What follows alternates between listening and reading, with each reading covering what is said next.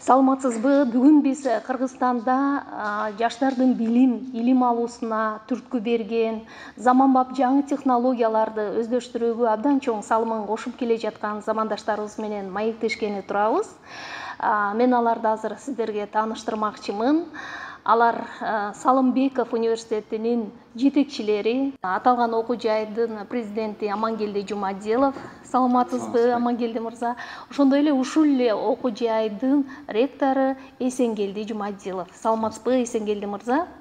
Өзүңүздөр баамдап жатсаңыздар керек, бул эки замандашыбыз бир тууган, анан калса эгиздер. Окшоштуруп эле баамдашса керек. Мен ойлойм, сиздер бүгүнкү маектен көп пайдалуу, жакшы маалыматтарды алууга мүмкүнчүлүк пайда болот. Андыктан маекти аягына чейин угууга чакырам. Амангелди мырза, сиздер менен адайып ушул окуу жайда мен дагы мындай интернет булактардан карап, анан сиздердин сүрөттөрдү көрүп таң калдым да, ушунчалык окшош экен, бир тууганбы же кандай окшош фамилияларбы деп, бирок окшоштугуңуздарды да байкадым.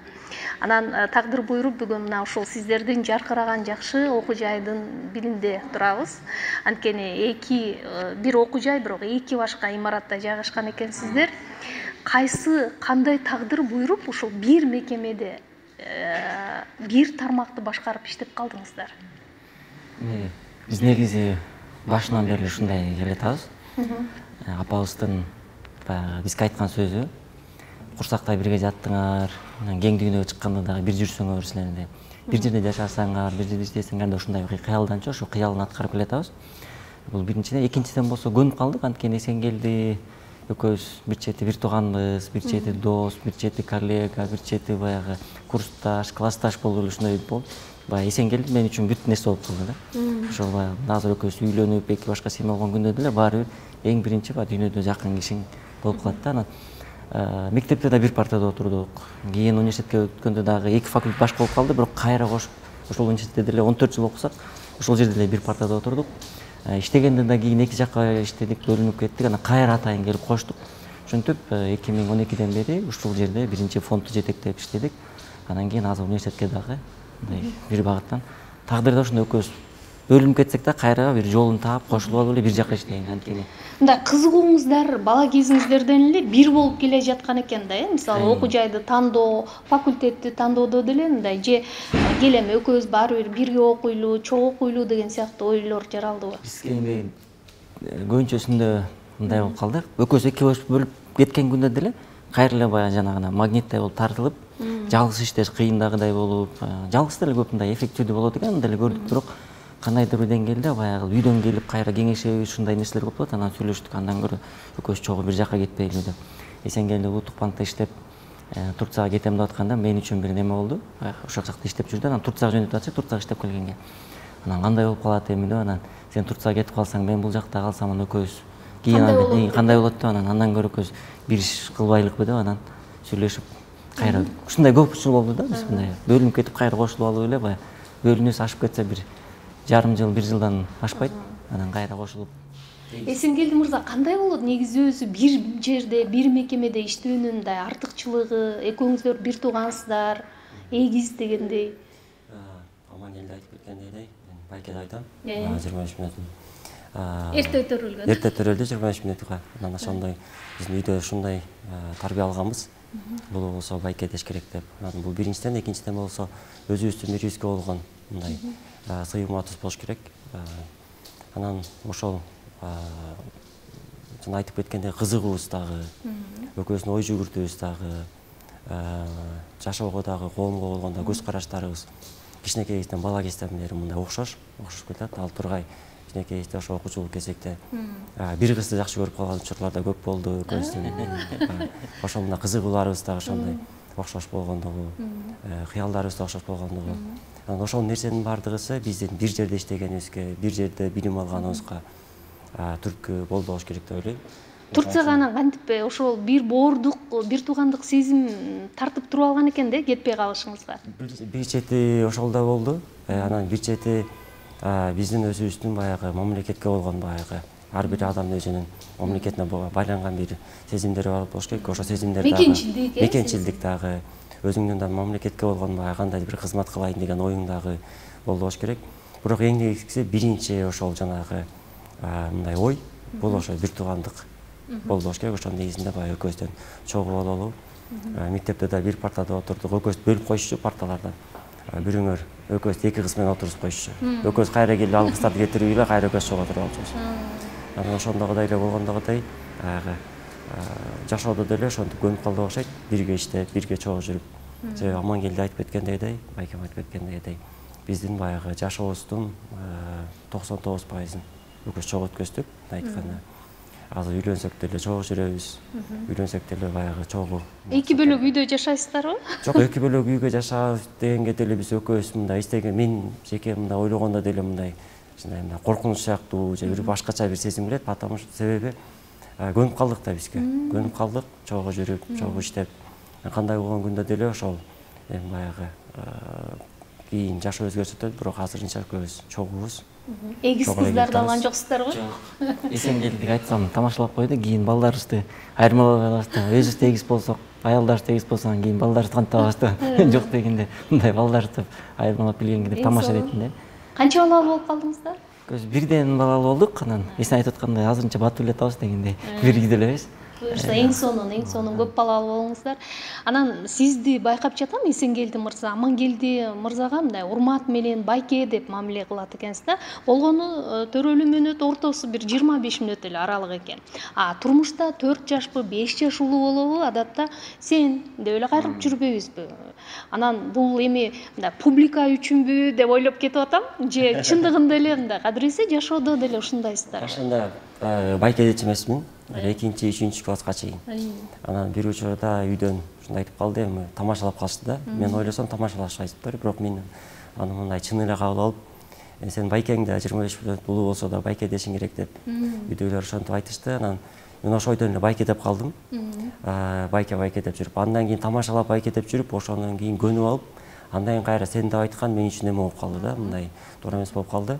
Бул биринчиден, экинчиден болсо, улам чоңойгон сайын бир туугандын баркын, бир туугандын кадырын билет экенсиң. Анан экинчиден мен ар дайым Амангелди байкемди мындай сыйлайм, урматтайм, себеби көп жерден баягы өзүнүн жол көрсөткөндүгү, токтоолугу, бой жүгүрткөндүгү, ошол жактарын дагы баалап, анан күн өткөн сайын мен баягы өзүм туура чечим чыгарганын дагы мындай мойындап келем, себеби байке деген атка, байке дешиме, сиз дешиме чын эле мындай толук кандуу татыктуу инсан деп айтам. Азыр болсо эми баягы сыймыктан менен байке деп да айтам, сиз деп да айтам. Мен өзүмө мындай сиз дебесем, же сен деп айта турган болсом, же байке эмес Аман деп айта турган болсом, мен баягы мындай өзүмдү кызыктай сезип кетем да. Себеби ошол атка да татыктуу деп ойлойм биринчиден. Экинчиден болсо, бул биздин экөөбүздүн ортобуздагы баягы биризге болгон урматыбыз, ишеничибиз. Эң сонун, аябай суктанарлык да. Классташтар аябай чычалады, Эсен биринчи айтканда баардыгы айтып, андан эмне Аманды биз баарыбыз Аман байке дейбизби, баарыбыз бир мектепте окусак, бир класста окусак деген Эсенгелди анткени үйдөгүлөр айтса да улуу кишилердин баарын эже байке деш керек, сиз деп сүйлөш керек. Мындай анткени мен делесте биз өзүбүздөн деле 2-3 улуу байкелерди, эжелерди сен дейчүбүз. Анан кичинекейбиз, эрке чоңой кичүүлөрүбүз, 7 бир тууганбыз, 7ден эң кичүүлөрүбүзбүз. Анан эрке болуп биз баягы баарын папабызга, мамабызга таянып алып, баарын сен деп айтчубуз да. Ошондой сөз айтылды үйдөн. Эс тартып калганда айтты, анан ошондон баарыбыз мен эже байке деп башкалар да айта баштадык. Эсен болсо мен кошо байке деп алды. Классташтардын баардыгы чычалашып, айтып, бир жылдай укмуш сабаташ болуп атты. Айтпа Эсен дешип ушинтип анан кийин көнүп калышты. Мына Амангелди мырза, сиз болсо Салымбеков фондуна 2012-жылы келген экенсиздер. Ошондо сиз да чогуу келдиңиздер беле, чогуу. Андан кийин эле 2019-жылы Салымбеков атындагы университет ачылды. Буюрса аны сиз президент катары жетектедиңиз, сиз болсо ректору болдуңуз. Анан бул жерде ушул сиздер кантип Салымбеков мырзанын ишеничине кирип кеттиңиздер болду экен деген дагы суроо жаралат да. Бул жерден эң биринчиси Аскар Малкычтын көп интервьюларында өзү айтты, ал киши дагы ойлор, пикирлер бир жерден чыкты. Анткени Аскар Малкычтын ошол көкүрөгүндө жүргөн бир ою бар болчу экен. Бир жаңы ойлорду алып чыксак, жаратман ойлор чыкса деген ой бар экен. Анткени эми баягы Азербайжанда эме көп го, дилетантизм көп, мракобесие деп коет, караңгылык ой жүгүрткөндөр, желектин өңүн өзгөртүп койсо Кыргызстан өнүп кетет. Бирдеме кылып койсо бир ат өлүп койсо, популисттик ушундай көп да мындай. аябай көп нерселер көп, анан ошого ишенет элдер көп нерсе. Анан ошондой эмес, жаратман ойлор чыкса, реалдуу Кыргызстан өзгөртө турган ойлор болсо деп ошентип жүрчү экен, бир фонд ачсам деген ой бар болчу экен. Анан биз ошол мезгилде бизге да ошондой болуп калды, эми Кудайдын эрки болсо керек. Эсенгелди улуттук банкте иштеп, анан экономикалык өсүш менен инфляция ортосунда кандай байланыш бар деген бир изилдөө жүргүзүп калды. Эсен изилдөө жүргүзүп атканда мен Министерство экономикада иштечимин. Ошол жүргөндө анан экөөбүз чогуу иштеп калдык. Эсен баягы изилдөөсүн жүргүзөт, мен кол кабыш кылам, жардам берем кечине келгенде дегенде. Анан изилдөөсү ийгиликтүү өтүп, анан улуттук банктан Эсенди ошол Турцияга жөнөтөбүз деп калышты. Анан ошондо отуруп ойлодук, бул изилдөөнү жазгандан кийин эмне болду? Кыргызстан өзгөрүп кеттиби? Мисалы үчүн ошол байланыш чыгаргандан. Жок, өзгөргөн жок. Ал ошо улуттук банктын бир документи катары калды, сайтында турат. Ошондо азыр деле караса, до сих пор сайтында турат. Жыйынтык болгон жок. Баягы бирок эми ал колдонду. Ошол улуттук банктын азыр жүргүзүп аткан акча кредит саясатында жанагы теориялык бир аргумент катары, база катары колдонушту. Мына ушул биздин жүрүп атканыбызда математический модель менен тастыктадык деп, ал ошо математический модель болчу. Ал дагы эле турат, кызыкканда таанышса болот.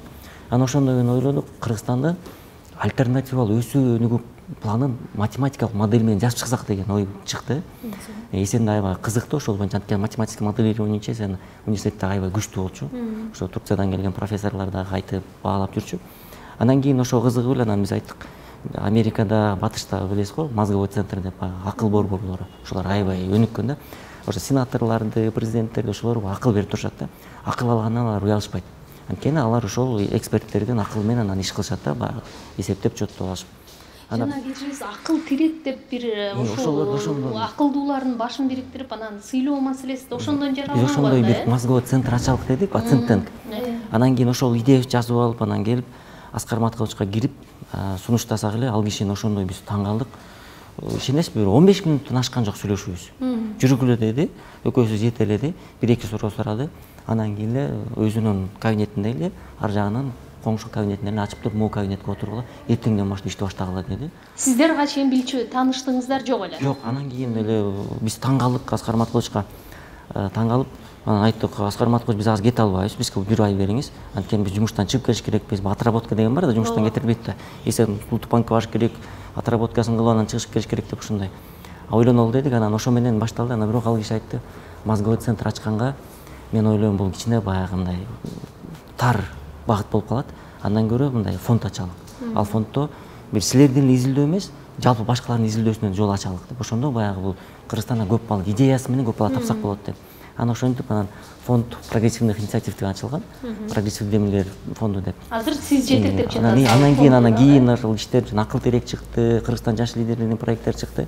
Анан кийин көп эксперттер айтты, Аскар Маткалыч ушул фондду ачыптыр, сиз түптөрсүз, кайрымдуулук, илимде, билимде кайрымдуулук кылып атасыз. Сиз муну эмнеге сиз баягы уялып атасыз? Фонд Аскар Салымбеков деп койбойсузбу деп. Анан фондко 5 жыл болгондо ошондо эксперттер айтып атышып, анан ошонун атын фонд Аскар Салымбеков, Аскар Салымбеков фонду кылып өзгөрттүк. Анан ошол фонддун ишмердүүлүгүндө көбүрөөк биз ошол билимге кылдык. Мисалы үчүн учурда карасак, бир 100 миңдин тегерегинде балдарга, жаштарга, башка муундарга акысыз билим берип турбуз. Анан ошо билим аркылуу биз баягы пульсту кармагандай болуп да, билим берүүдө кандай көйгөйлөр бар. Чындыгында билим аркылуу Кыргызстан өнүксө болот экен деген нерсени биз ошоктон мындай реалдуу көрдүк өзүбүз.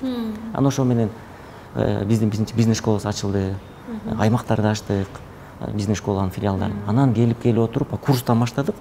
Курстардын акыл курстарынан ошентип отуруп анан бизнес школа ачылды. Анан кийин университет 2019-жылы ачылды. Бул баягы туруп ачылган жок.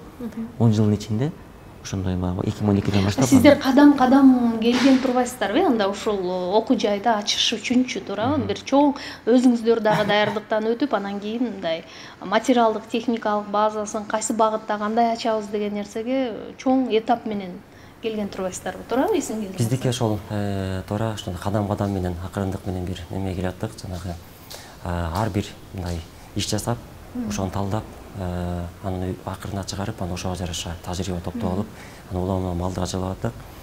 Мен ойлойм, ушул университеттердин ачылышына, билим берүүдө жасалган иштердин бардыгысына айтып кетип аткандагыдай эле, бул биринчиден ошол Аскар Салымбековдун өзүнүн дагы мындай заманбап ой жүгүртүүсү чоң түрткү болду. Себеби айтып аткан идеяларды, айтып аткан демилгелерди түшүнүп, колдоп алыш үчүн ошол нерселерди түшүнүш керек. Ошол деңгээлде ой жүгүртүш керек. Ошондой көз караш болуш керек, ошондой максат болуш керек да. Анан биздин ошол жана айтып аткандагыдай чынында 15 мүнөт эмес, 5 мүнөт эле болду. Мындай сүйлөшүүбүз. оюбузду түшүнүп дал ошол максатта кетели деп. Себеби эки тармакка аябай чоң көңүл бургусу келип жүрүптүр. Бул билим берүү жана медицина. Буга чейин кайрымдуулук, башка искусство, ошо маданият тармактарына чоң иштер жасап келген да. Анан ошол багытта деп анан акырындык менен фонд аркылуу иштеп баштадык. Биринчи ошо алгачкы иштерибиз бул ошол кошумча билим берүү болду. Кошумча билим берүү дегенде мындай жеке мектептерди, мамлекеттик мектептерди аласыздарбы, университеттерди аласыздарбы, бирок балдарга билим берип атат, бирок ошо билимди кантип колдоно турганын үйрөтпөй атат да.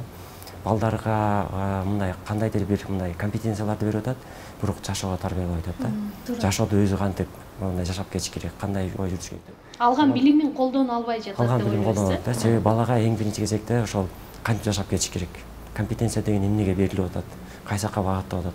Экинчиден болсо өзүнүн ички потенциалы бар. Өзүнүн алып жүрүүсү, ошол потенциалды кантип өзүнүн компетенциясына аралаштырып, ошо менен баягы бир ийгиликке жетүү. Анан үч нерсени ошол биз мындай фокус кылдык үч нерсеге. Биринчи адамдын жеке өнүгүүсүнө. Экинчиден болсо ошо компетенцияны кантип анын потенциалына айландырууга. Үчүнчүдөн болсо туура максат коюп, өз алдынча өнүгүп, баягы жетелеткен эмес, өзүнүн максатын коюп, өзүнүн жашоосунун кожоюну болуп, өзү алдыга жылганда үйрөтөлү деген. Ошондой деп биз 3 айлык, 6 айлык курстардын атайын программа иштеп чыктык. Бул курстарды иштеп чыгып атканда ошол Европанын, ошол Американын тажрыйбаларын баарын ошол окуу изилдеп, алар менен байланышып, анан ошондой иштеп чыктык. Азыркы учурда ошо 3 программаны патенттедик. 3 программаны патенттеп, ошол программалардын автору болдук. Анан биз ойлогондон да ошол ийгиликтүү кетти, себеби чындыгында эле мектеп окуучулары ошол мындай багыт берүүдөн жөн эле баягы билим ал деген эмес, билимди эмнеге алыш керек, каяка туура багыт алыш керек, анан ар бир окуучу өзүнүн максатына өзү жетиш керек дегенди түшүнүп, анан өз алдынча жанагы самообразование деп коет, өз алдынча билим алды. Ошол нерсе кетти. Анан ошонун негизинде ийгиликтүү болуп кетти. Экинчи эң негизгиси ошол биздин көздөп аткан нерсе бул нерсе болду. Мындай алдыга умтулган, позитивдүү, мындай эркин ой жүгүрткөн жаштарды бир арага топтоп, бирине жанагы толпар көзсө төрт аягы туура айт деп коет эмеспи? Ошондогудай бирине бири шыктандырып, бирине дем күч берип, мотивация бере тургандай. Себеби эң чоң мотивация бул жашоо, экинчи мотивация бул жанындагы достор да. Эгер ошо каяка мотивация берсе, жагындагы баягы тегиреги ошол жака кетет да. Жашоо бул терс жагыда мотивация бериши мүмкүн, оң жагыда мотивация бериши мүмкүн. Бирок ошого баягы тууралап кете турган бул айлана чөйрөсү. Кайсы жактан туура мотивация алып кетсе болот деген. Анан ошол нерселердин баардыгысы биз баягы аракет кылып атып, бул ийгиликтүү болгондон бизге ошол дем күч берип, андан кийин ошо Аскар Маткалович да өзү көрдү, ошо билим берүүнүн абдан баягы ийгиликтүү кетип баратканын. Анан ошондой тапшырма коюлуп, эми муну чоңураак деңгээлге алып чыгалы, университеттер ачалы деп, анан баягы степ бай степ акырын кетип баратабыз. Эң сонуна мына Салымбеков университети 2019-жылы ачылды да. Адеп медициналык факультет ал жакта. Анан кийин мына биз турган имаратта мурда биз ары бери өткөндө бул жерден көрчү элем. Салымбековдун бизнес мектеби деп жазылып эле. Буюрса азыр бул жерде болсо мындай колледж ачылып, быйылкы жылы абитуриенттерди кабыл алып жаткан экенсиздер да, туурабы? Анан бул ой ушул мындай жеке менчик ушундай окуу жайлар бүгүнкү күндө мындай өзүн актайт бекен? Анткени көп учурда биз жеке менчик окуу жай ачылса, бул эптеп чөнтөгүн кампайтыш үчүн бизнес проект катары кабыл алып келе жатпайбызбы? Анан эмне өзгөрдү? Мисалы артыкчылыгы эмнеде болду? Эми билесизби, жанагы канча күндү кайтсаң дагы, мисалы үчүн бул бизнес проект эмес, бул мисалы үчүн акчага багытталган эмес десең деле, баары эч ким ишенбейт. Буну баягы актанып, оправдываться деле кереги жок. Убакыт көрсөтөт, ар бир нерсени убакыт көрсөтөт. Билим берүүгө инвестиция керек. Биз бир нерсени түшүнүш керекпиз, анткени билим берүү гана аркылуу биз Кыргызстанды өнүктүрө алабыз. Бул эми баягы жөн эле пафос эмес, жөн эле баягы лозунг эмес, бул реалдуу көрүнүш. Анткени жанагы биз 2012-де фонд ачтык, ошо менен Эсенгелди айтты, жанагы балдарды окутуп баштадык, кошумча билим берүү деп. Ошондо берип баштаганда эң биринчи проектибиз ошо Кыргызстандын жаш лидерлери деген 100 балага акысыз билим берели дедик. Soft skills, мягкие навыки. Ошолорду берели дедик. Анан ошол бергенде ошолор Кыргызстан кызмат кылсын, акысыз кылып, анан бүт университеттер кыдырдык. ошо аутцадан баштап славянский болсун, манас болсун, Ататүрк болсун, бүт университетти кыдырдык. Ошол жактагы кыйын балдарды чогултуп алдык баягы. Өнүгө мөсөм деген балдарды чогултуп алып, келди биз силерге акыз билим берели деп, анан өзүбүз кыдырып анан тандап алдык. 100 баланы окуттук. 3 ай окуткандан кийин биз алар балдарды 180 градус өзгөрдүк. Ушунчалык таң калды. Аскар Матович өзү да таң калды, биз да таң калдык. Анан балдар ушунчалык ыраазы болду. Кээ бир ректорлор айтты барганда, биз буларды 5 жыл окутуп, диплом берип атсак, мен ушул университеттин бүтүрүүчүсүмөн эмес, анан Салымбек бизнес мектебинин бүтүрүүчүсүмөн 3 ай окуп силерге айтат дейт. Анан балдардан сурап, неге десек, ал айтат, биз ошо Эсенгелди айтып аткандай жашоого керектүү маалыматты алдык деп. Биз ошондо көрдүк, билим берүүдө көп нерсе жетишпей турганын. Кээ бир предметтер мүмкүн ашыкча, Эми андай толтура. Мисалы үчүн азыркы учурда талап башка. Мисалы үчүн энциклопедический знанияны бергендин канчалык баягы зарылдыгы бар Кыргызстанда. Эгер ошол энциклопедический знанияны эгер Википедия берип атса, Google берип атса, YouTube берип атса, мисалы үчүн аны берип атат, аны бала мисалы үчүн сен ысык көлдүн тереңдиги канча, узундугу канча дегенде мугалим үйрөтүш керекпи кечке аны. Мисалы Кыргызстан тоолордун бийиктиги канча дегенде. Эгер аны Википедияда жазылып атса, керек болсо ал Википедияны отурат. Билими жок кишиге да айтсаң, Google'га кирип, Википедияны карап аны билип алат. Азыр кандай билим керек болот? Ал колуна турган. Себеби маалымат көп. Анын маалыматы телефондо да бар, интернетте да бар. Демек, анда башкалар билбеген маалымат бериш керек. Ал оокатын кыла турган, бир нерсе жасай турган. Мына ушундан келди. Анан айтып атпайсызбы, мына сиздин сурооңузга билим берүү бул көп жылда өзүн актай турган долбоор. Мисалы үчүн биз өзгөчө медицина тармагынан баштаганда өтө оорунан баштадык. Албетте баягы кээ бирлер айтып атышат, баягы чет мамлекеттен студенттерди алып келишет экен, көп акча табат экен деп. Медициналык билим берүү эгерде чындыгына карай турган болсо, баягы өздүк наркы дейт го, себестоимость. Бул $10.000 бир студентке бир жылына. Өздүк наркы. Себеби медициналык билим берүүдө бул клиника болуш керек. Клиникада да жабдыктар 3 жылда морально эскирет, 5 жылда физически эскирет. Демек 3 жылда морально эскирет, сен конкурент артта калбаш үчүн клиникага жаңы оборудование алып келишиң керек. Жок, артта кала берейин, мен 5 жыл чыдайм десең, 5 жылда бул физикалык эскирет, физически баягы эскирет. Демек 5 жылда оборудование жаңыртышың керек. Биринчиси, экинчиси, врачтар билесиздер көп алышат. Врачтарды кармашың керек. Жөнөкөй врачтарды эмес, күчтүү врачтарды кармашың клиникаңа, сага пациент келиш үчүн. Себеби сен пациент болуш керек, студент алып пациенттерди көрүп, практикадан өтүш керек. Демек биз ошондон баштадык. 3 жылдын ичинде Кудайга шүгүр, эл аралык аккредитациядан өттүк. Сиздер деле угаттыңыздар, ар кандай тиги жабылат экен, ол жабылат экен деп, анан тиги бир жактан чорный список киргизип, ошол текшерүүнүн баардыгын өттүк. Кудайга шүгүр, азыр ошол студенттер арасында дагы, иностранный, чет элдик студенттер арасында дагы. Учурда 360 студент бар ошол. Канчасы чет өлкө? Көбү чет өлкөлүктөн, Өзбекстандан бар, Индиядан бар, Пакистандан бар, бизден бар, 4 мамлекеттен окуп атышат студенттер. Бирок келечекте биздин койгон максатыбыз өзүбүздүн балдардын санын көбөйтүү. Бирок негизи баягы бул Кыргызстанда бир эле цифраны айтып коелук. Мисалы үчүн биз жакшы билген Турцияда жылына 40-50 миллионго чейин турист келет. Мына азыр пандемиядан кичи түздү, бирок негизинен 40-50 миллионго чейин турист келет. Ошол 40-50 миллионго чейин турист, ошончо отелдер, ошончо адамдар иштейт. Ошолор Турцияга жылына 30-40 миллиард доллар бюджетине акча алып келет. Экономикасына салымы. Австралияда жылына 1 миллион турист келет. Турист бул 1 миллион турист эмес, бул студенттер, окугандар. Алар медициналык туризм деп койбойлу, Жок, медициналык ар кайсы демеде окушат. Жогорку жайда ал медицинада окушат, башка да окушат. 1 миллион турист студент келип окушат. Тиякта 40-50 миллион турист келет да 40 миллиард берет. Бул жакта 1 миллион турист келет да 40 миллиард доллар берет Австралиянын экономикасына. Австралия бай. Ресурс жагынан да бай, бирок алар экспорт знания менен дагы акча таап атышат. Биздин да Кыргызстан ошондой потенциалы чоң. 1 миллиард, 2 миллиард долларлык Кыргызстанда экономика жасаса болот. Мисалы ошондой. Бирок бул сапат менен болуш керек. Сапат менен болуш керек. Биринчи учурда сразу акча табам деген болбойт.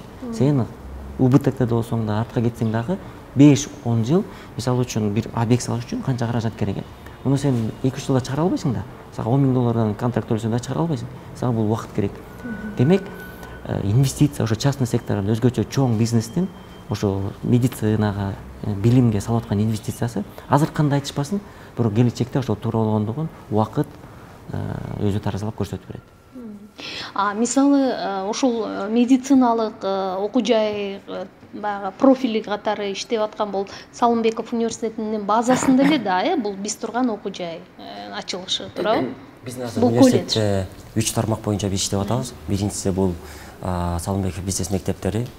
Бизнес мектептердин 7 региондо филиалдары бар. Бул жакта эмне боюнча билим берилип атат? Бул STEM образование деп азыркы учурдагы популярдуу болуп аткан, керектүү болуп аткан STEM образование кетип атат, билим берүү. Экинчиден болсо ушул жакта жеке жөнүгүү боюнча дагы билимдер кетип атат. Бул ошол эле өзүнүн убактысын туура пайдалануу, каржылык сабаттуулук, ораторлук себепчилик, сынчыл көз караш, ошондой нерселердин баардыгы берилип атат. Бул бизнес мектептер 2015 жылдан бери иштеп келип атат. Азыркы учурда 30 миңден ашык балага билим берилди. Жалпы 3 айлык, 6 айлык, 1 айлык курстар аркылуу. Экинчи тармагыбыз болсо бул биздики медицина болду, билим берүүдөгү. Медицина тармагы 2019-дан бери иштеп келип атат. Себеби медицина багытындагы факультеттин ачылышына бул Дордой ассоциациясынын 2005 жылдан баштап медицинага болгон баягы салымынын негизинде болуп чыкты. Себеби 2010 жылдан баштап Дордой ассоциациясына тиешелүү 2-ден 3-кө чейин клиника иштеп атты. Азыркы учурда туруктуу 2 клиника иштеп атат Дордой ассоциациясына тиешелүү. Бул клиникалардын баардыгысы ошол мындай факультеттин ачылышында түрткү болду. Азыркы учурда факультетте ошо жана айтып аткандагы Кыргызстандан дагы, Индиядан да, Бахрейнден дагы, Пакистандан дагы, Өзбекстандан дагы окуучулар келип атат. Биз мындай 5-6 мамлекеттин окуусун окутуп атабыз. Сабактар ошо 2 тилде, англис, орус тилинде жүрүп атат. Үчүнчү багытыбыз биздики бул IT жана бизнес тармагы болуп атат. Бул жаңы ачылып аткан эл аралык колледж болду. Бул эл аралык колледждин бир өзгөчөлүгү биздики бул 2 дипломдуу болуп атат. Биринчиден, экинчиден болсо сабактар толугу менен бизде англис тилде болот. Бүтүрүп чыккандан кийин окуучулар биринчиден англис тилин TOEFL, IELTS деңгээлинде үйрөнүп чыгышат. Экинчиден болсо Кыргызстандан диплом алат. Экинчиден бул Линкольн, бул дүйнө жүзү боюнча ушундай университеттердин бир түйүнү. Малайзиядагы дагы бир чоң 3 чоң алдыңкы рейтингдеги вуздардын бирөө болуп саналат. Ошол вуздун дагы диплом алышат. Окуучулардын дагы бир мындай өзгөчөлүгү болуп атканы алар үчүн сабак эки мамлекеттин күчтүү адистери тарабынан жүргүзүлөт. Мына жакында Малайзиядан 3 күчтүү специалист келет, адис келет. Ошолор да сабактарын берет. Андан тышкары биздин окуучулар ошол Малайзияга барганда Малайзиянын алдыңкы IT компанияларында практика өткөнгө толук мүмкүнчүлүктөрү бар. Бул эмне деген мүмкүнчүлүк болуп атат? Биздин максатыбыз 2 жылда ошол биздин окуучуларыбыз Кыргызстанда эмес, чет элдик баягы фирмалар менен кызматташып, эл аралык деңгээлдеги кызмат көрсөтүүлөргө кирип, өзлөрүнүн бир орун тапса деген бир чоң бир максатты коюп атабыз. Биз азыр өзүбүзгө коюп аткан чоң мындай амбициялык бир тапшырмаларыбыз бар. Биздин окуучуларыбызды ошо 1 жылдын ичинде жумушка киргизип, өзлөрүнүн кийинки контракттарын ошол Малайзияга барабы өзлөрү төлөп, өзлөрү ошол иштеп, жумуш окууну бүтүргөнгө чейин жумуш тажрыйбасын топтоп, жумуш менен иштеп кеткенге деген бир чоң бир максат коюп атабыз. Азыркы учурда биздин байланыштарыбыз ошо Малайзия мамлекети менен чектелип калган жок. Биз ушул учурда Россиянын КФУ, Казан федералдык университети деген чоң университет. Бул университеттин бюджети Кыргызстандын бюджети менен барабар. Чоң бир университет. Анан бул университеттер менен биздин өзүнчө бир келишимибиз бар. Биздин эгер окуучулар каалай турган болсо, ошол Казан федералдык университетинде дагы барып тажрыйба топтогонго, ал жактан окуганга дагы мүмкүнчүлүктөрү бар. Экинчиден биз Кореян Ина деген колледжи бар. Ал жак менен дагы атайын келишимдер кол койгонбуз. Биздин окуучулар эгер каалай турган болсо, Ина университетинен дагы билим уланганга даяр. Анан эң негизгиси биздин азыркы учурда Турциянын алдыңкы 3 университети менен иштешип келатабыз. Бул жеке университеттер, бирок Турциянын алдыңкы бир 20 университеттердин катарына кошулган университеттер. Бул жакта да, ал жактарда азыркы искусственный интеллект абдан ошол тармакта дагы абдан өнүккөн, лаборатория дагы күчтүү сөз көргөнбүз. Биздин максатыбыз Кыргызстандын бир өзүбүздүн эмебизде калып калган эмес, деңгээлибизде эмес, чет мамлекеттеги дагы билим тажрыйбасы менен да көрүп, чет мамлекеттеги иш тажрыйбасын да көрүп, балдардын ошо орусча айтканда мировоззрениясы мындай кругозору кеңейип, көз карашы керек. Себеби дүйнө жүзү биз азыр эгерде Кыргызстан деңгээлинде карап келе турган болсок бир башка, эгер дүйнөлүк деңгээлде карап келсек бир башка. Себеби биздин азыр окуучулар менен жолукканда ой жүгүртүн карасаңыз такыр башкача, бул мындай башкача болуп атат. Дүйнө жүзүндө мына 4-чү өнөр жай революциясы кетип баратат. Дүйнө жүзүндө университет 4.0 деп кетип атат, университет 4.0 деп. Бул университет такыр башка университеттер. Эгерден айыл чарбасына келе турган болсок, бул смарт. Же болбосо мисалы үчүн жаңы мындай зеленый экономикага бет баратабыз. Бул тармактар менен эгерде биздин жаштар көзчү мындай ой жүгүртө турган болсо, бизде мындай келечекте биздин дагы ошол эл аралык деңгээлдеги күчтүү азиттер чыгат. Себеби ой жүгүртүүлөрүн, көз караштарын өзгөртүрбөсө жаштардын, анда биздин Кыргызстан деңгээлиндеги билим алып, Кыргызстан деңгээлиндеги бир мындай иш кылам деген бир жаштар пайда болот да. Биз эгерде ошол 4-чү өнөр жай революциясынан артка калбай иштесек, ошолорго бизде элешип ошо менен кетебиз десек, эл аралык баягы деңгээлдеги мындай технология революцияларын артта калбай иштесек, анда биздин жаштардын кардиналдуу түрдө биринчи кезекте көз карашын, ой жүгүртүүсүн, максатысын, чабыт коюусун өзгөртүш керек да. Аларга бир кыялдарын туура койгонго, максаттарды алыс койгонго үйрөтпөсөк, биз анда балдардын билим алуусуна дагы, алардын баягы мотивациясына дагы бир мындай салымыбызды кошо албайбыз да. Биздин ошол башынан баштап фонддун дагы ачылганынан, Аскар Салымбек фонду ачылгандан биздин максатыбыз ошо болуп атат. Биз өзүбүздүн эле казаныбызда кайнай берген эмес, чет мамлекетке чыгыш керек деген. Себеби чет мамлекеттикте тажрыйба көрбөсө, бизде азыркы учурда тилекке каршы коомчулукта мындай биз өзүбүздөн эмне үчүн мындай радикалдык кээ бир көз караштар мындай орун алып келет. Себеби биз бир нерсени түшүнө албай атабыз да, дүйнө 5 нерседен чоң дегенде. Себеби биздин динибизден чоң, биздин мамлекетибизден чоң, биздин мамлекеттин же өзүбүздүн коюп аткан максаттарыбыздан чоң, биздин ошол билим берүүбүздөн да чоң, анан биздин Кыргызстан жетишкендик илиминен да чоң дегенде. Биз өзүбүздүн баягы диний көз карашыбыз менен чектелгенбиз, өзүбүздүн баягы улуттук көз караштарыбыз менен чектелгенбиз, өзүбүздүн дагы ошол экономикалык дагы билим берүүдө, илимий жактан да көз караштарыбыз чектелип калганбыз. Ошон үчүн бизде көп нерсе мындай жаңычылыктарга же жаңырык умтулат деп келгенде, баягы көп нерселерди мындай абстрактуу түрдө мындай мамиле кылып коюшуп, анан балдар өзлөрүнүн баягы ой жүгүртүүсү ошол деңгээлде калып калып атат да. Мындай популисттик көз караштарга же болбосо популисттик баягы ой жүгүртүүлөргө эмне үчүн жаштар дагы кирип кетип атат, эмне үчүн улуумун да кирип кетип атат. Себеби биздин ой жүгүртүүбүз тилекке каршы баягы эл аралык өнүгүүлөрдөн артта калып атат да. Дагы бир маселе да, мисалы жеке менчик окуу жайлар көп учурда мындай лицензия алуу маселесине келгенде мамлекеттин көзүн карап калат, анан каалайсыңбы, каалабайсыңбы унчукпашың керек деген сыяктуу да. Ушул жаатта келгенде бүгүн жеке менчик окуу жайлардын мындай ролун биз кантип жогорулатышыбыз керек да? Ал мамлекет эмне кылыш керек ал үчүн? Мамлекеттин жүргүзгөн саясаты кандай нукта болушу зарыл? Акыркы учурларда мына мисалы үчүн министрликтин саясаты кардиналдуу өзгөрүп атат. Бизди кубандырып атат. Ошол эле айтып атканда лицензия талаптар жакында жаңы лицензиялык талаптар кабыл алынат. Ал лицензиялык талаптар айтсак болот, бул мына революциялык десек болот. Революциялык нерселер кабыл алынып атат. Ошол баягы негизи биз ошол айтып атпайбызбы? Сиз айтканыңыз туура. Кыргызстанда мамлекеттик жеке деген негизи айрым болбош керек. Ажырым болбош керек. Ажырым болбош керек. Анткени бул айтып атышпайбы мамлекеттик жеке деген. Мисалы үчүн эгерде биз Кыргызстандын толук потенциалын колдонобуз десек, бир жерде өнүгүштүн толук потенциалын колдонобуз десек, демек баардык потенциалды колдонуш керекпиз. Мамлекеттик деп мамлекеттикке акцент кое берсек, эгерде мүмкүн жакшы болуп кетсе жакшы, агер болбой калсачы, мисалы үчүн. Ошондуктан баягы страховка деп коет го.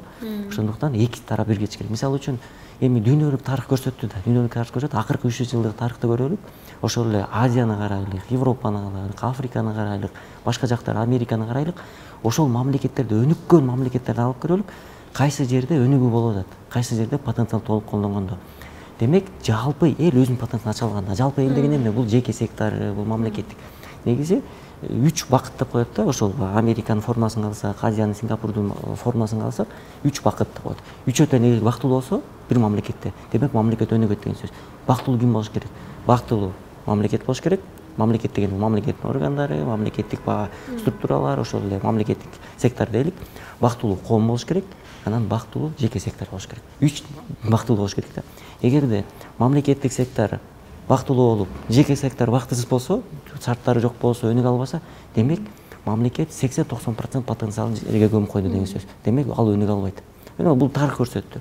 Эгерде жеке сектор эле бактылуу эле, мамлекет эчтеке жете салбай эле, мамлекет кыйналып атса, мисалы, жеке сектор салыгын төлөбөсө, жеке сектор баягы социалдык баягы жанагындай ответственный болбосо, демек анда мамлекет кыйналат, бир күнү ошол алып келет жеке секторго давление күчөйт.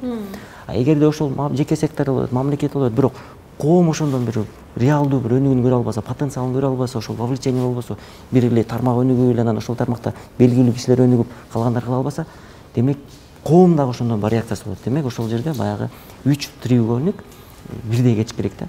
Демек ошол жерде шарттар болуш керек. Мына учурда билим берүү тармагында мен Эсенгелдин дагы кошуп кете турган нерсе, жана айтып атпайбы, ой жүгүртүүнү өзгөртүш керекпиз деп. негизи технологиялык өнүгүү 100 км/час менен кетип баратса, саатына 100 км/час менен кетип баратса, билим берүү ошого адаптациясы бизде эле эмес. Өнүккөн мамлекеттерде дагы билим берүү ошого адаптациясы ашып кетсе 20 км/час менен кетип баратат.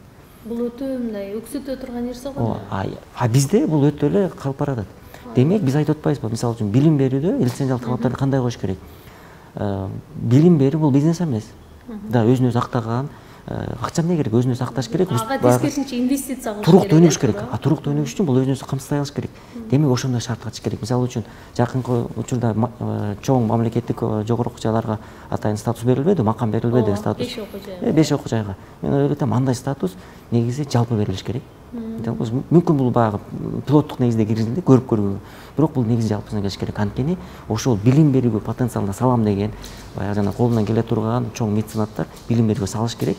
Анан бул 5-10 жылда ошондой тармакта болот. Мисалы үчүн Турция мамлекетин алып кала турган болсок, Турцияда бүгүнкү дүйнөдө Global 500 деген бар, дүйнө жүзүндөгү 500 эң алдыңкы университеттер деген бар, жогорку окуу жайлар деген.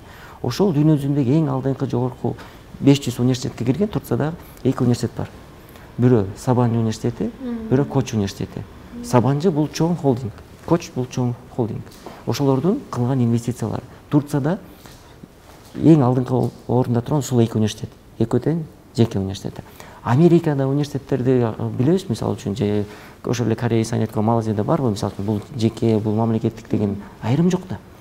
Ошондой өнүгөт. Демек бул ошондой азыркы учурда ойлойм, азыркы билим берүү министрлигинен ошондой нерсеси өзгөрүп атат.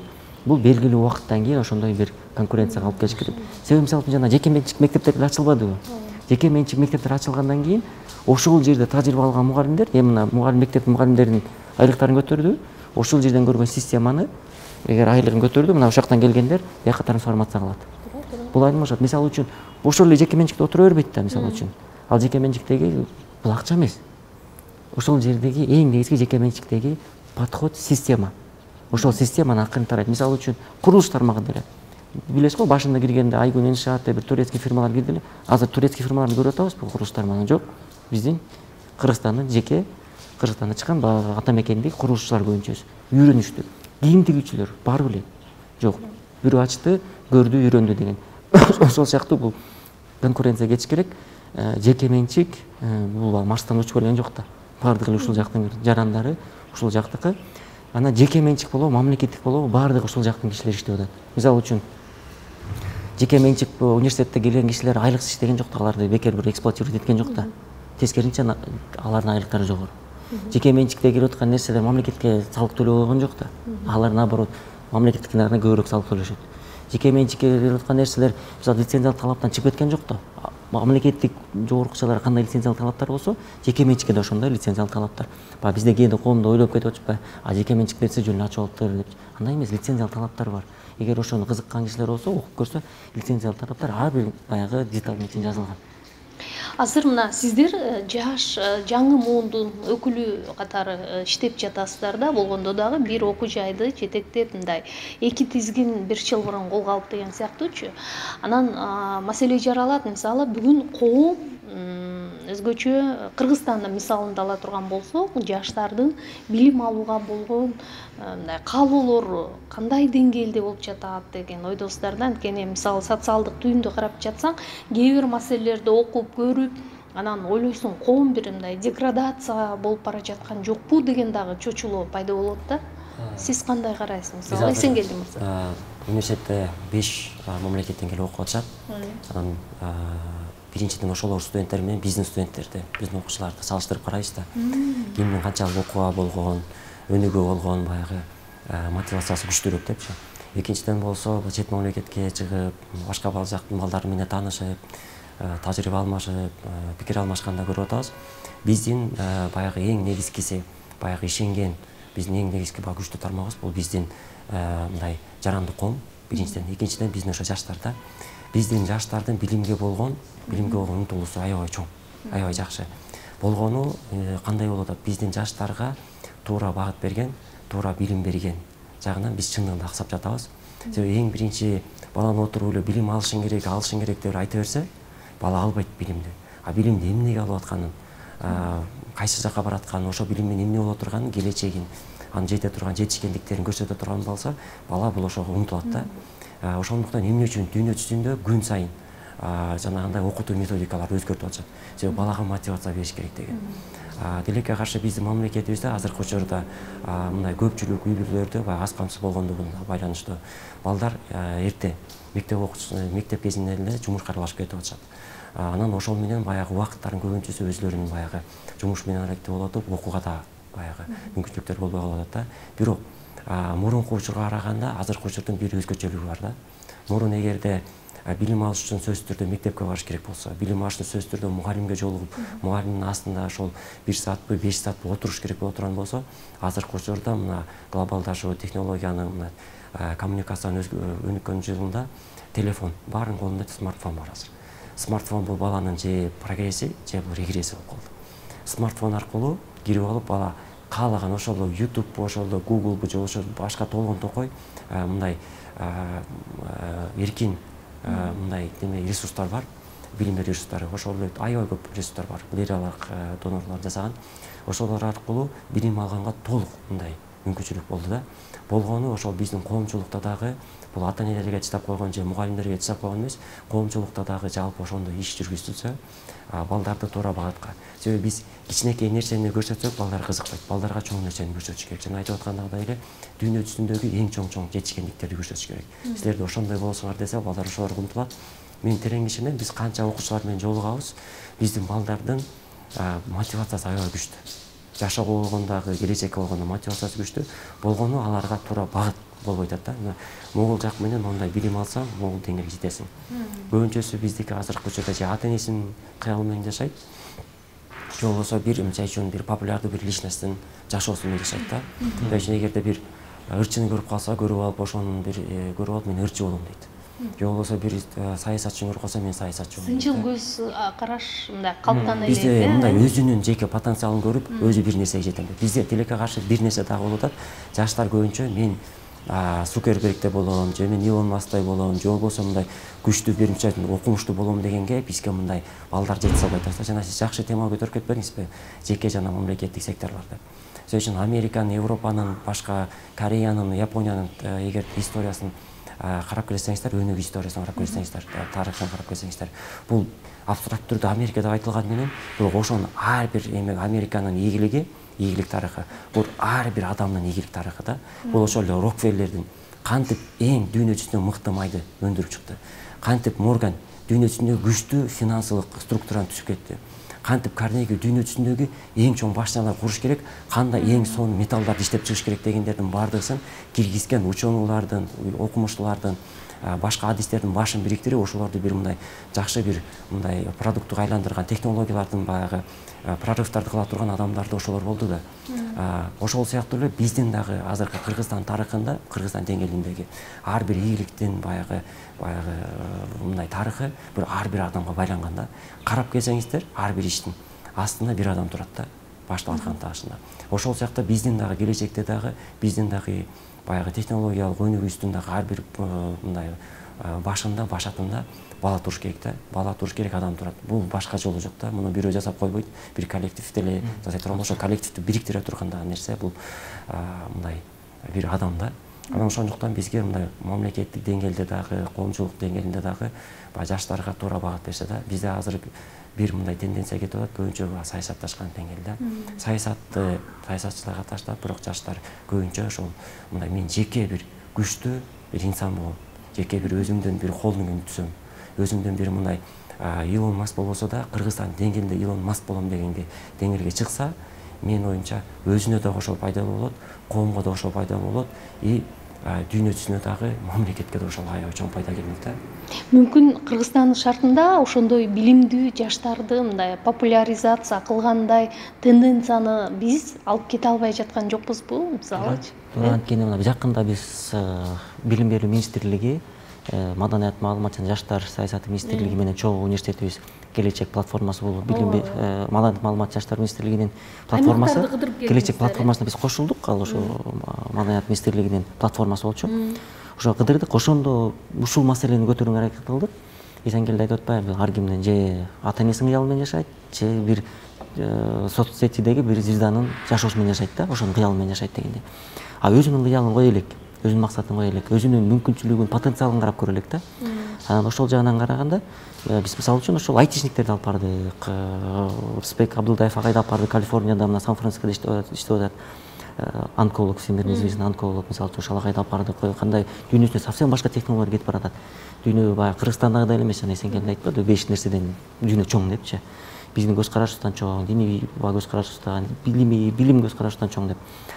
Демек ошол нерсени биз баягы популяризация асты. Мисалы үчүн ошол эле батышты карай турган болсок, ошондо бир кичинекей нерсени ийгиликти чоңойтконго аябай маш да. Адам албетте эме, мындай мисалы үчүн бир адамды ангел кылып коюдун кереги жок.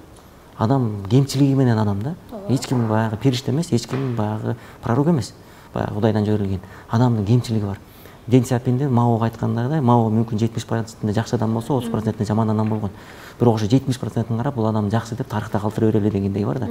А бизде көп учурда жанагындай адамдарды көтөрүүдө тебелеп ал мындай да деп анан тебелеп салабыз. А бирок ошол учурда ошонун жеткен тарыхы, басып өткөн бир адамды түшүнүү үчүн дейт го, ошол адамдын бут кийимин кийип алып 1000 километр бас депчи. Ошондой сен түшүнөсүң депчи адамдын ички жан дүйнөсүн. Ошондой сыяктуу алып чыга турган көп нерселер бар Кыргызстанда.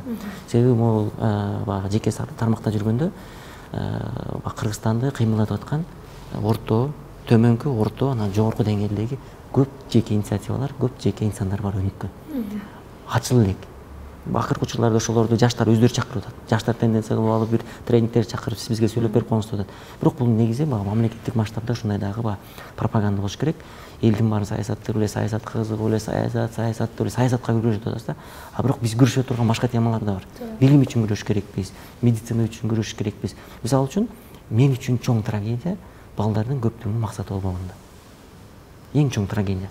Максаты жок адамдар, максаты жок өлкөнү атабыз. Биз айтып атабыз, Кыргызстандын максаты бар, 50 жылга, 30 жылга. Кыргызстанды критикалап, жалпы мамлекетти критикалап атабыз. А бирок ошол конкреттүү ошо жаш баланын максаты барбы? Ошол турган.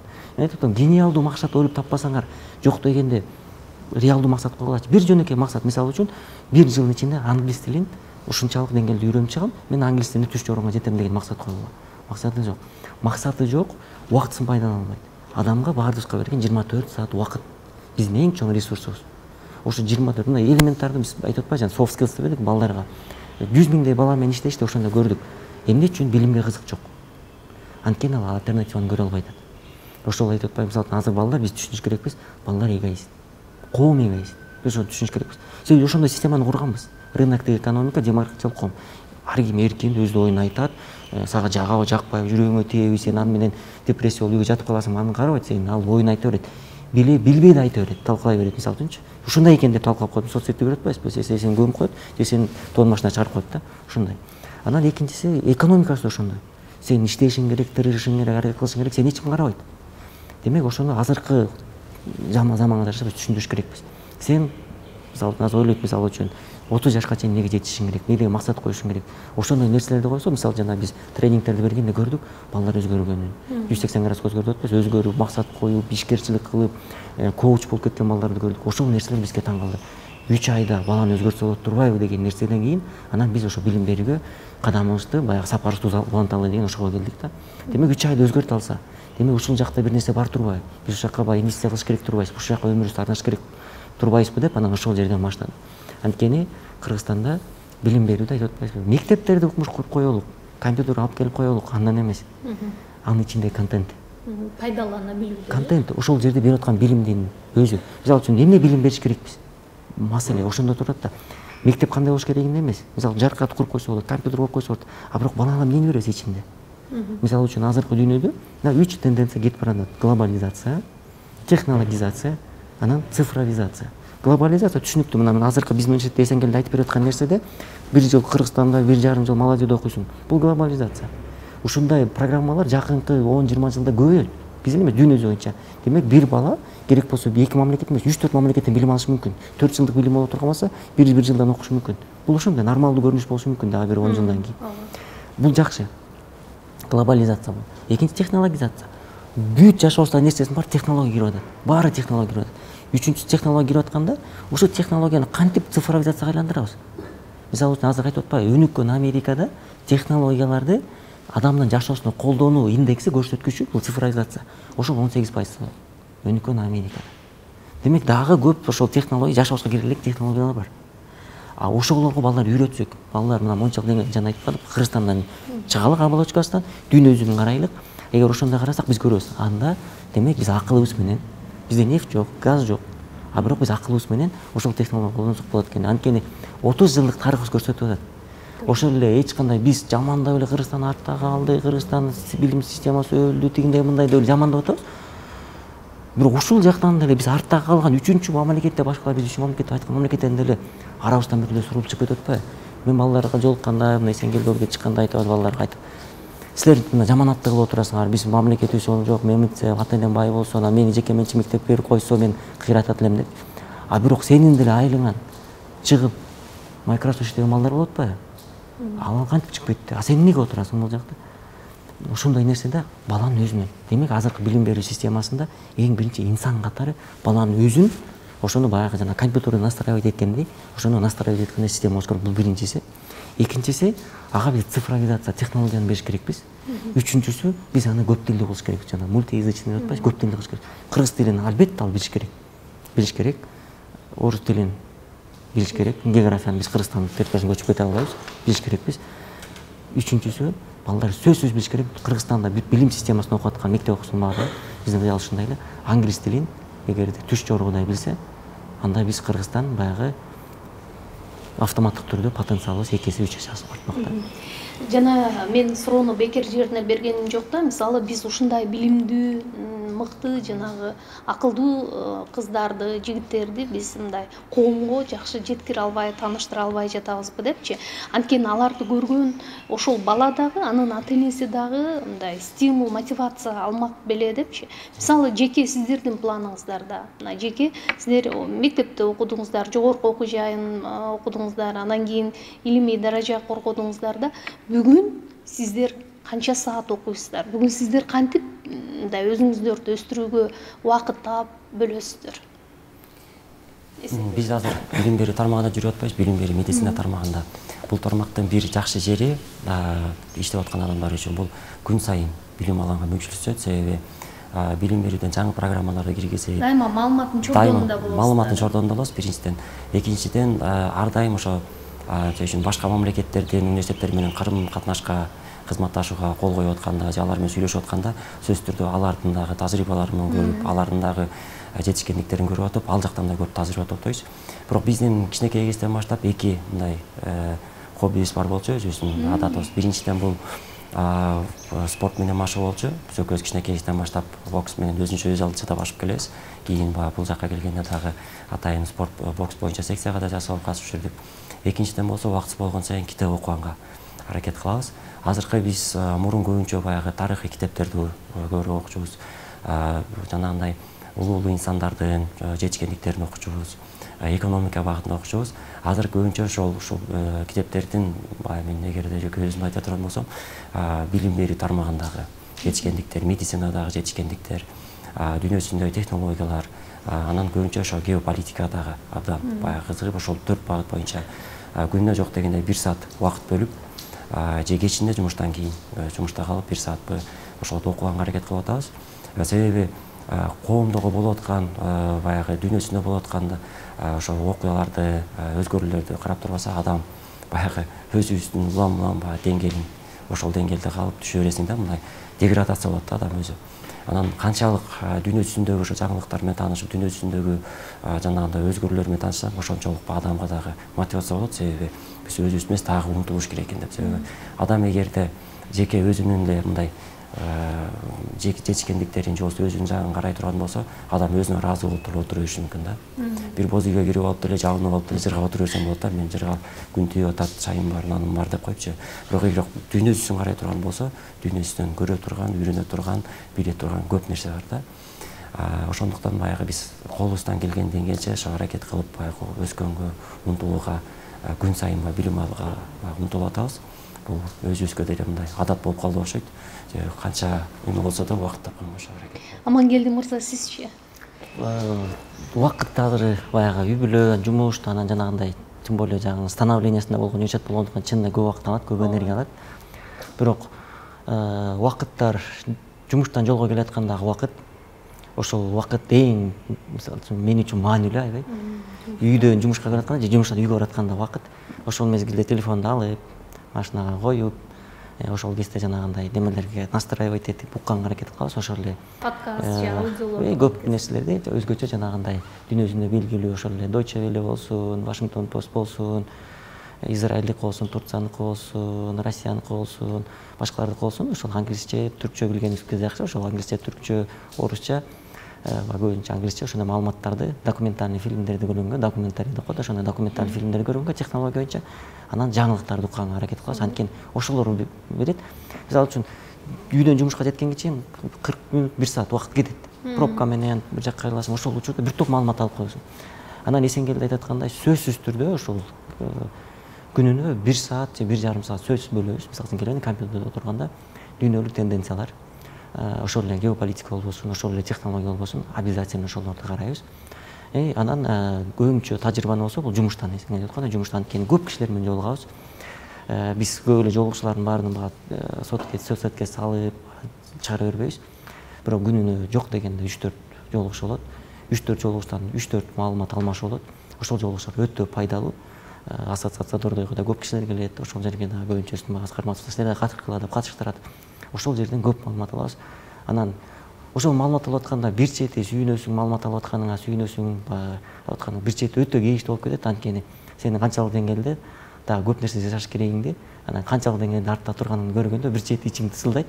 Ушунчалык баягы деградация болбой, ушундай подавление болосуң морально. А бир чети баягы чыйраласың, көрөсүң, баягы маалымат алганга. Ошондой нерселер бар. Мен ушул сизди көрө турган кишилерге, жаштарга айткым келет. Бир нерсени айткым келет. Университеттерге мына тапшырып атышат балдар, мектепте окуп атышат, бирок мен бир нерсени айта алам. Жоопкерчиликтүү негизи айта алам. Университет билимди толук бере албайт. Эгерде ким кайсы гана Кыргызстандагы эң алдыңкы университетке, эл дүйнөсүндө эң алдыңкы университетке тапшырдым, демек менин жашоом ийгиликтүү болот экен десе жаңылышат. Университет менин көз карашым боюнча ага бере турган нерсенин 30 гана пайызын бере алат. Өзгөчө азыркы учурда университет ошол 30% бере ала турган болсо да жакшы, калганын бала өз алыш керек. Себеби университет бул баягы ойлойт, мен тапшырып койдум балам деп. Калганын баардыгы самообразование. Ошол университетке келгенден кийин университет бул ошол баягы атты мамага байлап койгондой эле ошол баягы дисциплина болгон. Мен ошол жакта байландым, мен окуп атам деген нерсе. Ушул повод керек балага, окуй турган. Демек ушуну билсин айткым келет. Экинчиден, убакытты пайдаланыш керек. Азыркы инфомания деген ушундай бар, инфомания. Баардыгыбыз па инфоманиядан жүрөбүз. TikTok'у бар, Instagram'ы бар, Facebook'у бар, башкасы бар. Инфомания. Бирөөнүн жашоосун карап, ошого сопереживать этип, бирөөгө күлүп комментарий жазып, бирөөгө ыйлап комментарий жазып, бирөө менен эмоцияга кирип кетип, айтышып, комментарий менен кирип кеткендер бар. Ошондо бирөөнүн жашоосу менен жашап атат. Ушунчалык мээбизде көп маалымат бар. Анан мээ менен ашказандан айтып атпайсызбы? Айырмасы ушунда. Ашказанга ашык жесең, кусат, ичиң өтөт, жылып кетет. Кетирет да. Мээ баягы антпайт. Мээ жок дебейт, мээ кабыл ала берет. Бирок мээ кабыл алып, жанагы баягы кишилер бар го, баягы эмоциясын чыгарбай эле баарын кабыл алып, анан кийин оор болуп калган жактуучу. Мээ да ошондой да. Баарын кабыл ала берет, анан мээ толуп чыгат. Анан ошондо балдардын жана концентрациясы жоголот. Ошондо бир нерсени билгени жоголот.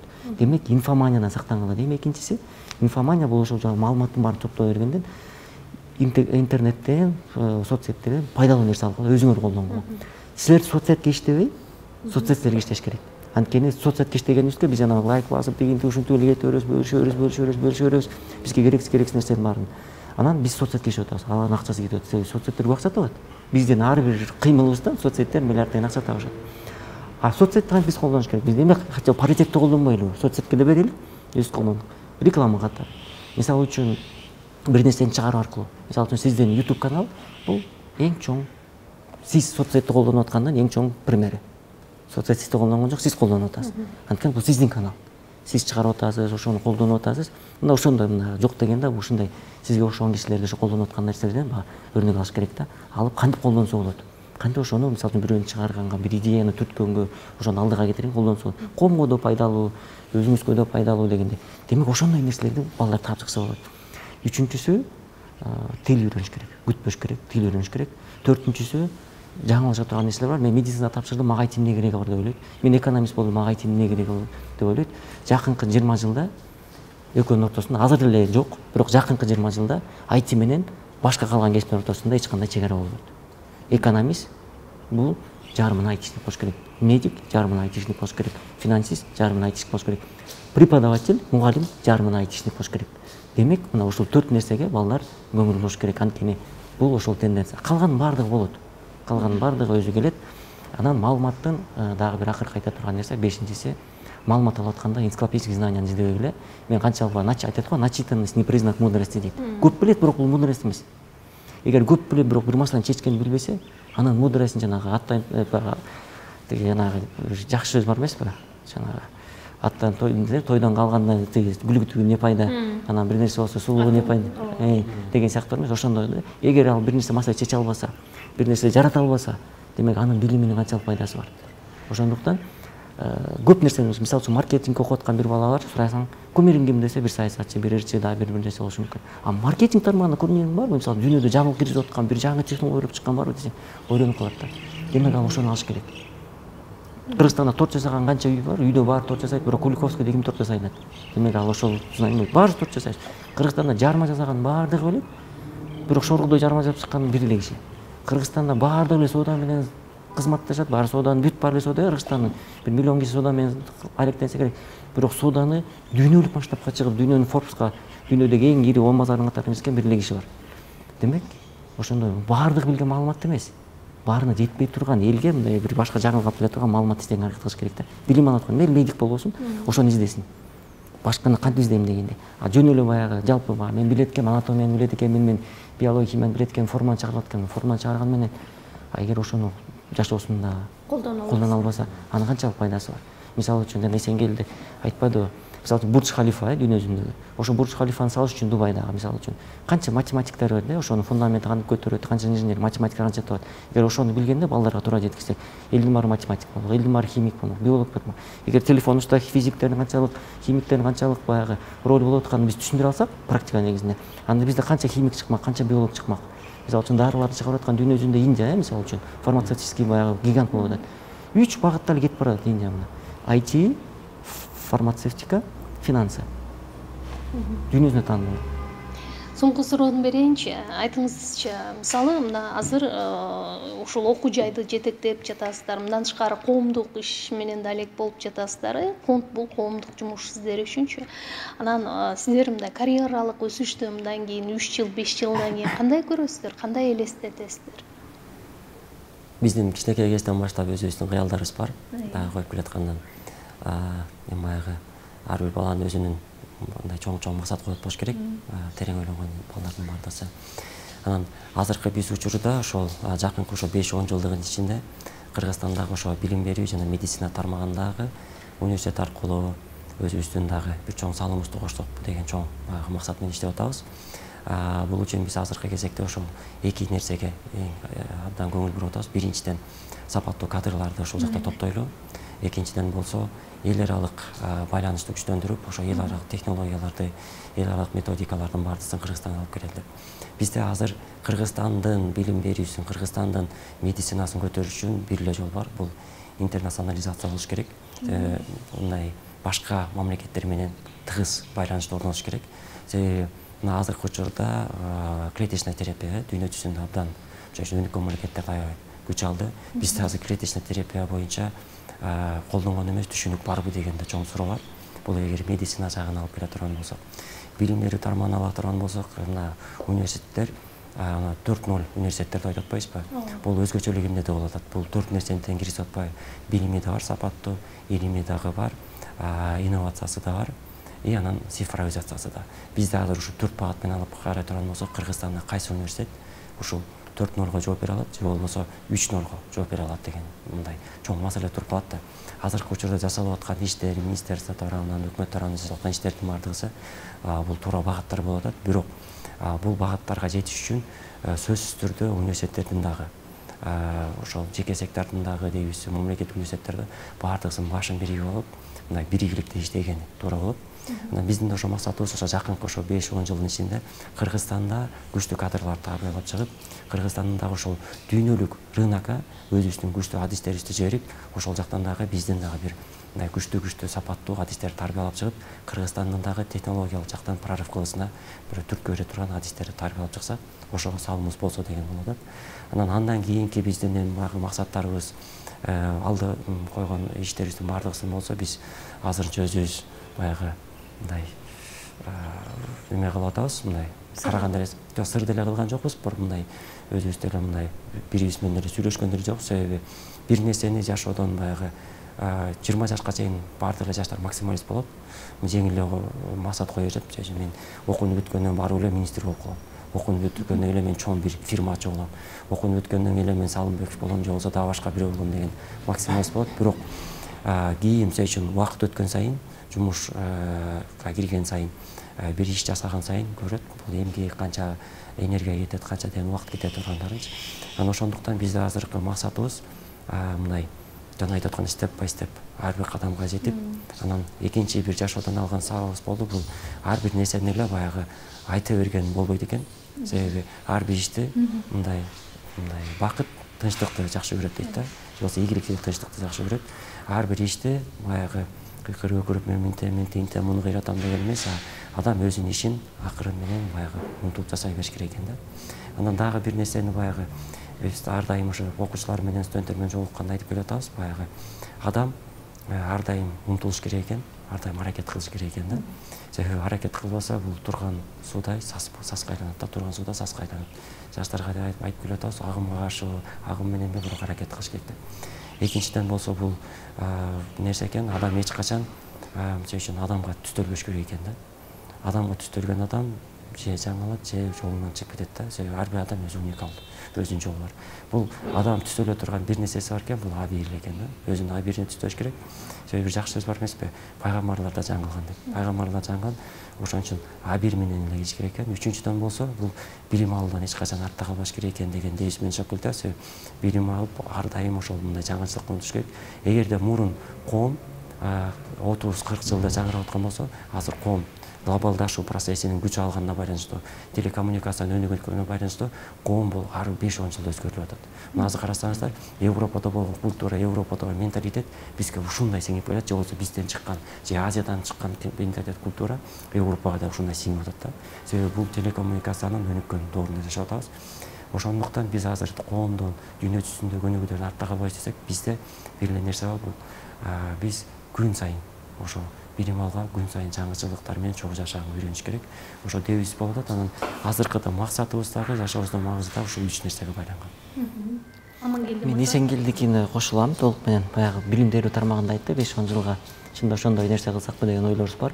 Андан кийинкисин Кудай көрсөтөт. Анан баягы көкүрөгүбүздө турган чоң максаттар бар. Анан дагы экинчи нерсени гана кошкум келет. Азыркы учурда мына Эсенгелде деп атпайбы, 5-10 жылда коом дүйнө трансформация болот депчи, трансформация. Азыр действительно баягы чындыгында коом аябай терең, глубокий трансформацияда, аябай трансформация болот. Муну көрүп атабыз, баардык чыккан конфликттерден, технологиядан көрүп атабыз. Ушул учурда коом бир өзүнчө, биз муну түшүнүш керек болуп атабыз, коом тең салмактуулуктан чыкты. Дүйнө баягы мурун тең салмактуулуктуу болчу, биполярный мир, анополярный мир деп атышты. Бирок азыркы учурда коом реалдуу, мына азыр көрсөтүп атабыз, баардык нерсе көрсөтүп турат. Коом негизи баягы 5-10 жыл мурун эле чыккан, акырын баягы ошол өз обунан чыгып кетип аткан тең салмактуулуктан. Бул тең салмактуулуктан чыкты коом. Азыр жаңы бир тең салмактуулукка келе атат.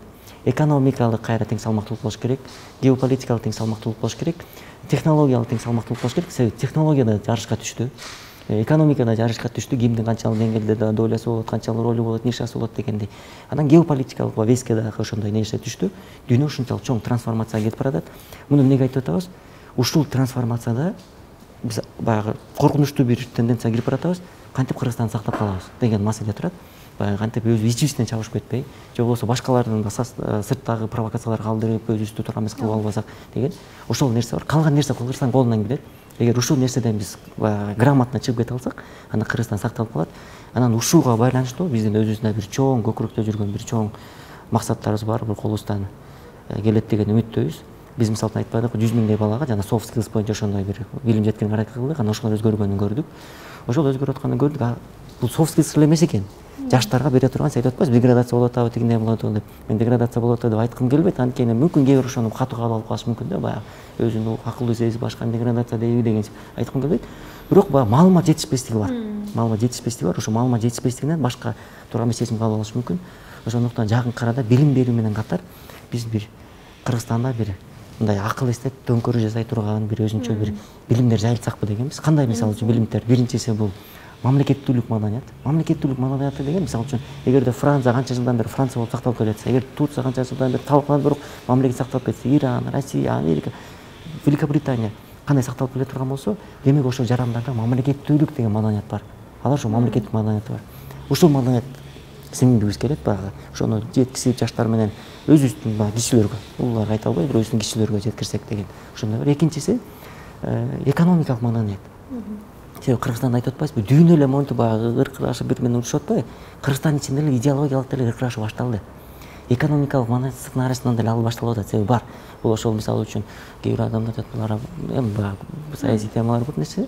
Ошондо идеологиялык баягы ыркырашуулар бар. Демек ошолор кантип чечсек болот? Демек экономикалык маданият экинчиси, үчүнчүсү бул мыйзамдуулук маданият. Мыйзамдын баарын сакталыш керек. Мисалы үчүн президент эл сактасын дейт, эл президент сактасын, ушундай эмес, баягы баары сактай турган. Кичинекей баладан баштап, мисалы айтып атпайсызбы, президент мынтип атат, премьер мынтип атат, тиги буду айтабыз, бирок элементардуу красныйдан светофордун өткөтүп атпайсызбы? Бул деле мыйзамсыз. Бул ошондон башталып атпайбы элементардуучу? Ошо сиңирип. Ушул сыяктуу бир 7-8 маданият, мисалы үчүн адам өстүрүү маданияты деген сыяктуу, ушул сыяктуу маданияттарды бир таратсакпы, жаштар менен сүйлөшсөкпү деген нерселер бар. Анткени муну биз баягы пробный кылып балдар менен өтүп көргөндө көрсөм, саясий маданият бар арасында. Саясий маданият деген эмне? Мисалы үчүн мыйзамдуу шайлануу, мыйзамдуу кетүү, преемственность деген нерселер бар. Ошо сиңириш керекпиз да. Ошондо бизде стабилдүүлүк керек. Баягы канчалык элдин баягы маданияты өссө, жанагы саясий маданият, экономикалык маданият, мамлекеттүүлүк маданият өссө, бизге сырткыдагы, ичкидагы душмандар эч кандай коркунучтуу болбойт. Биз мына ошону окутуш керекпиз. Финляндиянын өнүгүү тарыхы деген бар го, бир баткактар өлкөсү деген. Ошондо кандай окуу аркылуу, бири-бирин жайылтуу аркылуу.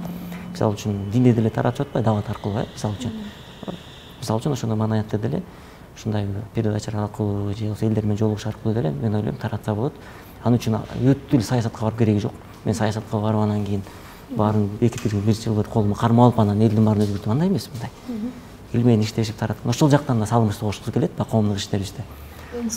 Мындай абдан жакшы бир кандай деп айтсак, изги тилектериңиздер бар экен. Мен ойлойм, мындай ошол жаштык дем, билим, илим, тажрыйба менен ушунун баардыгын буюрса ишке ашырасыздар деп ишенебиз. Чоң рахмат.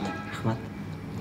Бүгүнкү менин маектештерим Салымбеков университетинин жетекчилери, тактап айтканда аталган окуу жайдын президенти Амангелди Жумадилов, аталган окуу жайдын ректору Эсенгелди Жумадилов болушту. Кайрадан жолукканча саламат болуңуздар.